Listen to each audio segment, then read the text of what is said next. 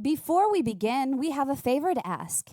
If you like this podcast, please help us spread the word about the show. Go to Apple Podcasts and rate and review the show. Another way is to tell a fellow art teacher. Either way, it helps others find the show. The Blocks, Paper, Scissors podcast has a lot of information regarding teaching art, not just for tab teachers, but for anyone who is looking to further their understanding of children in a choice-based classroom. This show is about finding new ways to engage children and help them find their voice through visual arts.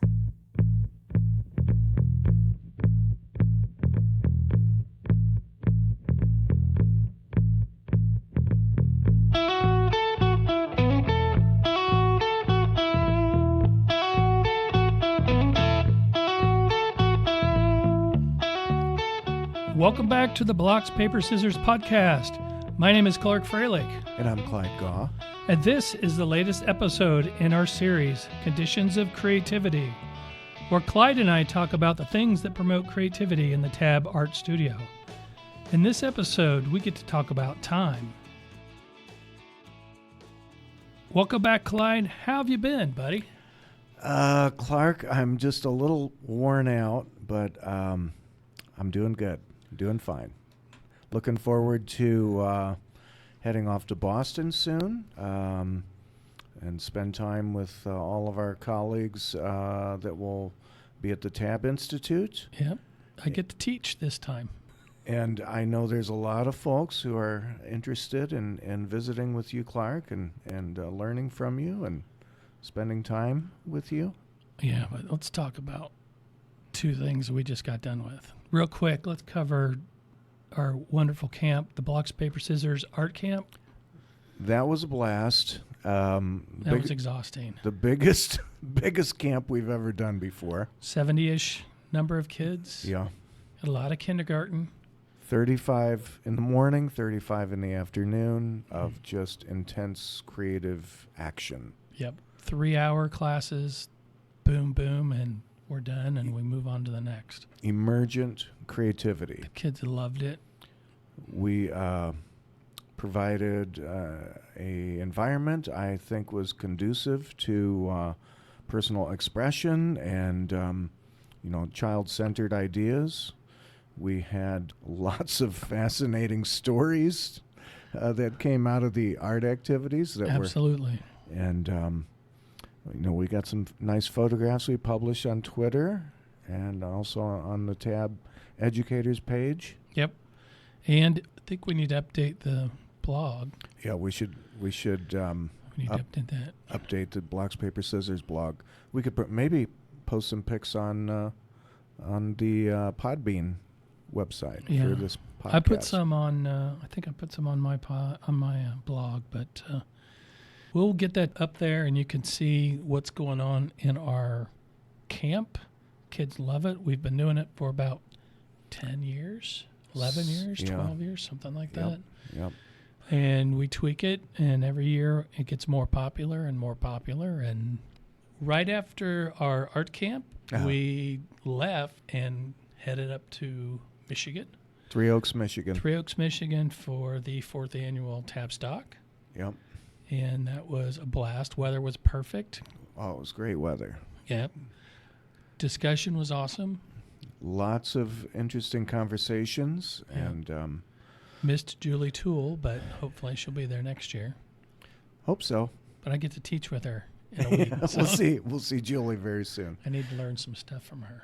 My hat goes off to Candy Paul Price and Lisa Van Plucid for being the heart and soul of Tabstock. And Donna Blue. And Donna Blue also, whose property we are able to spend time on, and who is the host of Tabstock.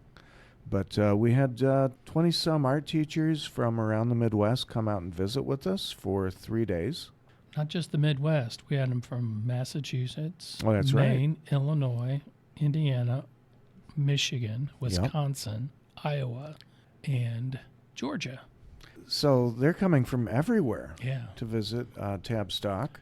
They just want to talk to you, Clyde. No, I'm sure they want to be at Tabstock because that's a great time. And, you're roughing it. We have campfires. We have most people are camping out, primitive camping. And it's billed as, an authentic professional development experience, and that's exactly what it is.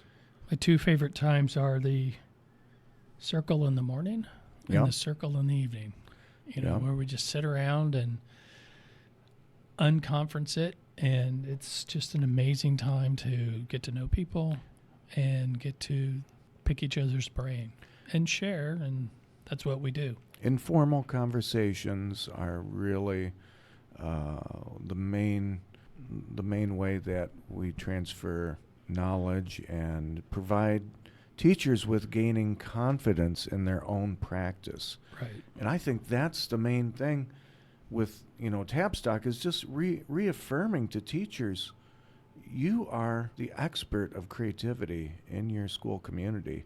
And any self-doubts that you have about your process, about your pedagogy, let's talk about them. But people are interested in having a conversation about TAB, about learning, about creativity, and about their own issues and questions about their practice, and that's what the whole weekend is about. Yeah, I know that some people wish we had more time. Yeah. Believe it or not, that's what we get to talk about. We get to talk about time in the TAB classroom today. So let's think about, why is it that we talked about autonomy, we talked about play. What is it about time that promotes creativity? I know I have a few ideas. Let's start with the top. Let's think about why it's important. Well, I'm just going to reference Kathy and Diane's second edition of their Engaging Learners Through Art Making book. And if you go to page 7, Kathy and Diane address time. On the bottom of page 7, it says, schedules are carefully planned to maximize students' time in studio centers, and students determine their own pace based on the work they choose. And then it goes on to say, instruction comes in multiple forms: whole group, small group, individual, peer, and collaborative, as well as indirectly from visual references. Right. That's a very important paragraph. Or it's actually just half of a paragraph. Thinking about how time is used in a TAB room, and also thinking about the biological systems that young children are. Well, no, they need the time to experiment. They need the time to, when you introduce a new material or a media, they need time to experiment with it, see what they can do with it. Exactly. Learn what it can do and experience and play with it for as long as it takes. Right. Because I was just going to say, children are able to learn on their own. Right. And so that's what that half a paragraph on page 7 gets to, is that children are, and all humans are, self-directed learners. Mm-hmm. How instruction is played out in a TAB classroom is carefully considered by the teacher. So if you have a child who is already on a dynamic growth pathway, heaven's sakes, I would want to give that child time to develop their pathway. Right. And we certainly would not want to interfere or interrupt, but support that child in their use of time and in the activities they've chosen to work on. Yeah, think about what happens when you're in a non-TAB classroom and the teacher introduces, we're all going to do watercolor. Uh-huh. As soon as that project is done, the materials are removed, and that child may or may not feel comfortable with that, what he's created or what they can do with it at that point. And then when do they ever have an opportunity to come back to it again? The teacher who says, boys and girls, we're all going to work on watercolors today, might be inducing anxiety in a child who's interested in cardboard exploration. And so if you take that material away from the child, they can't express their idea. We are taking away self-expression opportunities. Teachers have good intentions, but a TAB teacher is honoring the child's capacity to generate their own idea and to act as a real artist might. And what happens when, without time, if a child has, say, 2 weeks, 3 weeks to get a project done, if they don't get it done, then you're adding more stress to that student. Or within a TAB studio, given time, we go back to what do artists do? And I know artists work on many different things at once and give time for some artworks to percolate, incubate. Yeah. And so they might set that off to the side for a while, but then they have the ability to come back, like you said, work at their own pace. That's just how artists work. They don't compartmentalize things in 2-week projects. Right. Kind of reminds me of new teachers to TAB or teachers who are curious. They ask, well, what happens if little Susie wants to draw hearts all the time? Or little Susie, all she's interested in is unicorns. So all she does is unicorns. Again, back to time. They're looking at that child as they're just spending their time doing the same thing. TAB teachers look at it a little bit differently. A TAB teacher could see the unicorn or the heart or the rainbow as a stepping off point to introduce new ideas related to all kinds of art content. Composition, color, shape, texture. I mean, that's the part of emergent curriculum. Imagine if Leonardo da Vinci only had 2 weeks to paint the Mona Lisa. Didn't he work on that for like his 13 years? Poor Leonardo. We do have a lot of kids who will work on things for a long period of time. Uh-huh. You look at artists who work in series. And I was thinking about this at the end of the semester. I asked fourth graders to create a portfolio on artwork. And they're bringing in at least 4 pieces of artwork that they feel is definitive of what they've learned. Uh-huh. And many times they will put in the same things. And they're showing growth, drawing that same subject matter. And it might just be, it could be abstract. They're telling me how they've grown in creating whatever it is that they're creating. That's why the portfolio is so important, because you can observe the progression of the students' idea development and their, the pathway that they're on. And so that's why I grade portfolio contributions. I look at portfolio contributions, and so I have to give a grade. That's part of what we do at the high school. Part of high school, right? I have to give out grades. I suppose I could argue it with my administration, but that's the way things are set up right now. You're still grading on process and not product, exactly. Right?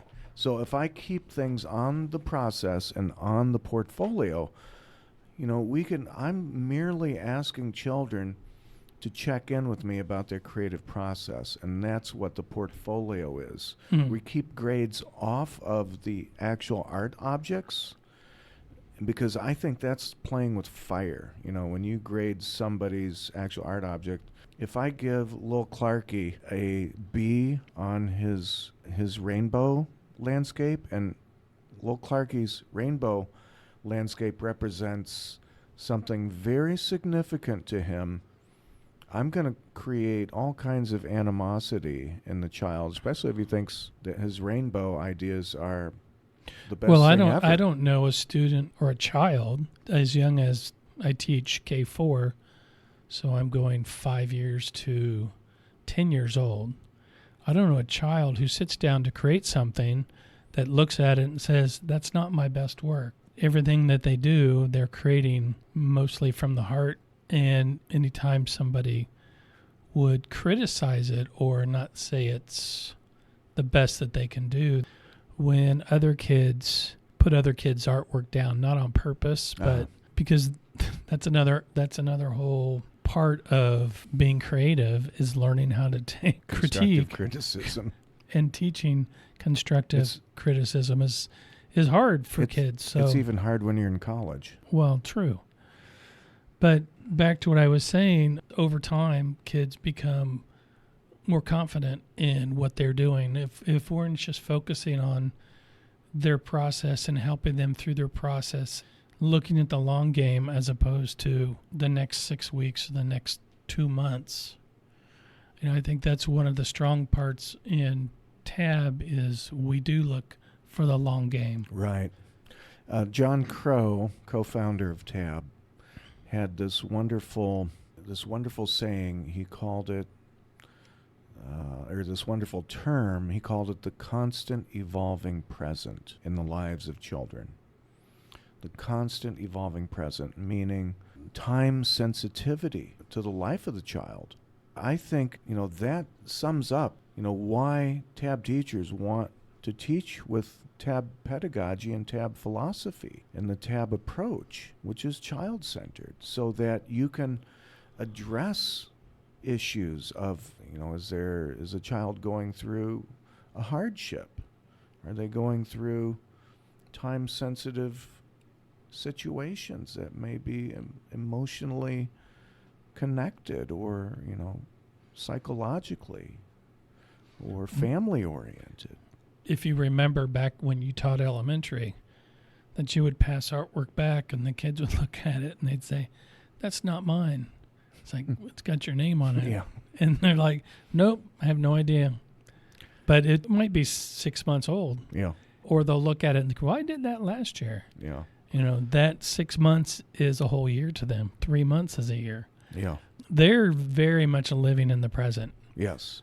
And Good point. Great point.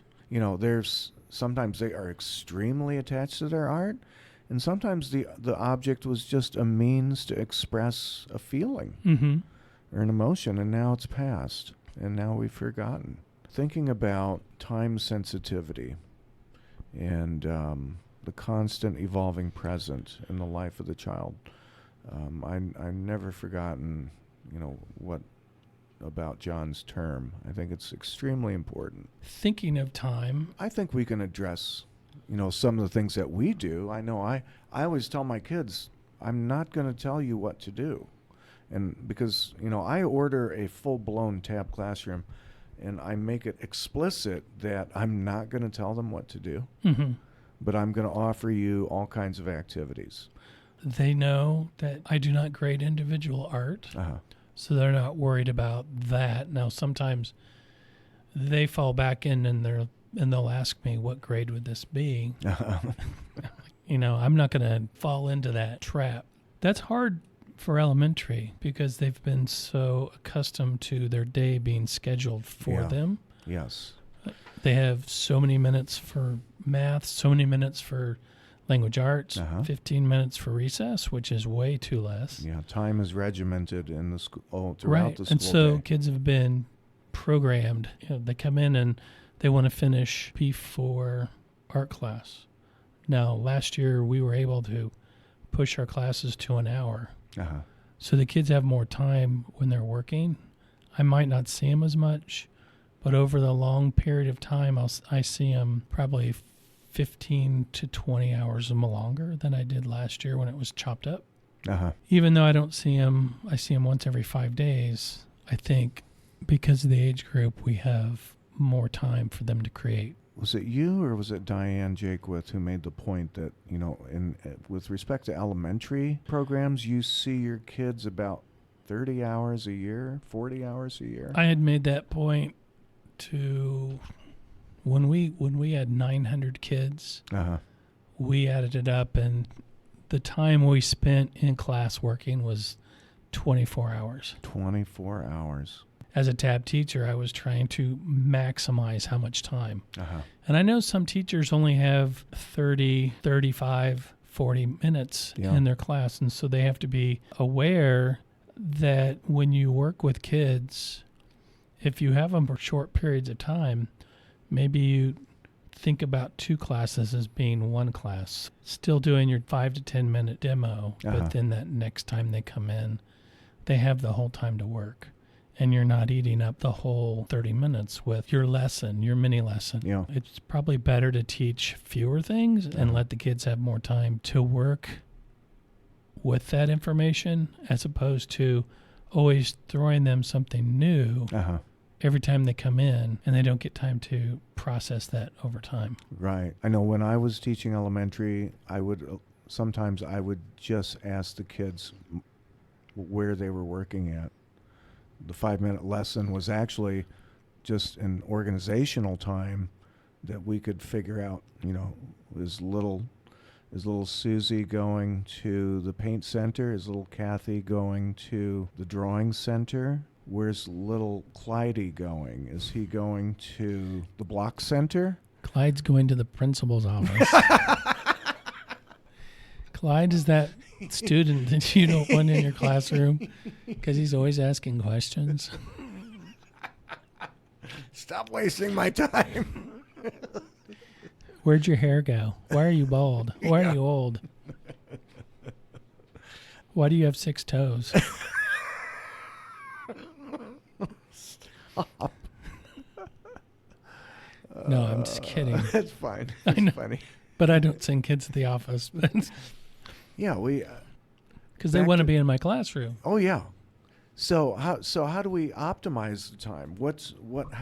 Back to page 7, how do we maximize the kids' time so that they have an optimal experience?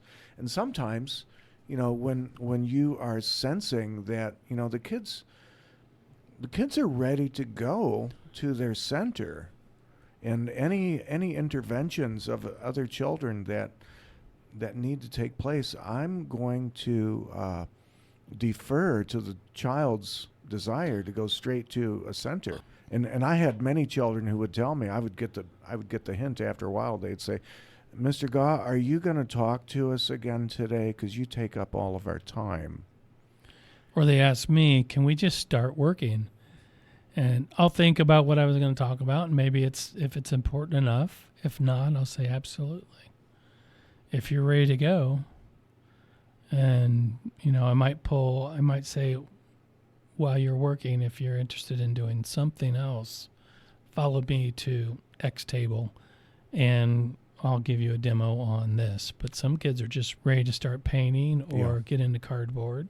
Right. And thinking about what do artists do, artists, a lot of times they don't wait to work. They're ready. If they need to do research, that's what they're ready to do. If they're ready to get into doing what they're doing, that's what they're ready to do at that time. And that's where we have to meet the kids. On the other side of the spectrum, you have some kids who don't want to do anything. They are the unmotivated student. And I know we talked about that. How much time do you give a child to begin making art? And whatever they need. I defer to the Hippocratic Oath. I'm not going to create anxiety in the child. I'm going to provide them with... Here's what Carl Rogers, the great American psychologist, Carl Rogers stated. He says, creating a specialized environment is important for a human being to realize and to self-actualize. And this is self-actualization is an innate tendency in all living organisms. Carl Rogers, he would accept an individual on unconditional positive regard, is what he called it. Now, of course, thinking about the situation that a public education art teacher is placed under, there are some conditions that we have to place kids under. I mean, you can't harm other children. You can't disrupt class. So there are some conditions we have to place on kids. You can't be a threat to other children. But with respect to that, I try to, if a child needs more time to make art, then I'm going to give them that condition. I'm going to be positive about their experience in my room, and I'm not going to hurry them. David Elkin wrote a book called The Hurried Child. And I think that's what schools do to kids throughout the rest of the curricula. They hurry children through other people's learning objectives. And as a result of that, when the tab teacher gets children, they come into the tab room, and the child is faced with a different kind of a situation. Sometimes that child wants to just take a break. Even though we do have our own curriculum to teach, was it Nan Hathaway said, the thing is not the thing is the child. Right. And so we have to, as tab teachers, we are teaching children, and we're teaching them to be expressive and to be children, I guess. Yeah, to be interested learners. Yeah. To be able to participate in the scientific method or the scientific process, which is basically what the artistic process is. Thinking of ideas and acting on them, and then questioning the results of our actions. That's it.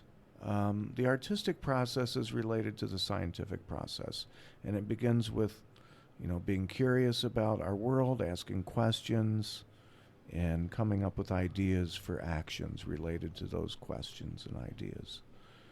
I want a reluctant learner's experience as positive as possible. And so there are other ways to motivate children besides putting them through a behavioristic structure and forcing them with fear or punishments or rewards.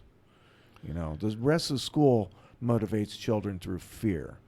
I don't want that to happen. Even though I said I have to give out grades with portfolios, I make the grades as humanistic as possible and as positive as possible. So time is one of those arbitrary things that we have plenty of, but yet we don't have enough of. When kids come into the classroom, giving them the time to explore and the time to play and discover helps build confidence over time. Exactly. When we give them that time to develop their ideas, it removes the stress. How many times kids come to our classroom and they just, you probably see it more in high school, but they just want to be. And I think Donna Blue said she used a quote when she was talking in her inspiration talk at Tabstock. It was the quiet work of the hands. The quiet thinking of making. Oh. And kids just want to do that, just want to come in, and they might not be wanting to make anything in particular, but just the act of making and giving them the time and the place and the freedom to make is helping them with their experience. So I like that, the quiet thinking of making. And that making process can happen with a playful activity. It's not even, oriented towards a intense, essential learning experience. I'm thinking about, just playful making for those kinds of kids. You have your other children who are go-getters. They will challenge themselves, and they will go about the business of ramping up their challenge. Thinking about the heterogeneity of the class. You have children who are, high achievers. They already have high levels of executive functioning, and they're super confident in their creative abilities.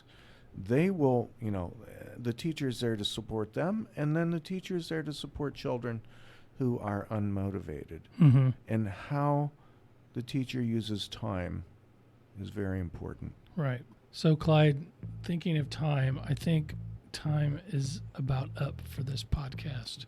Our time's up. Yeah.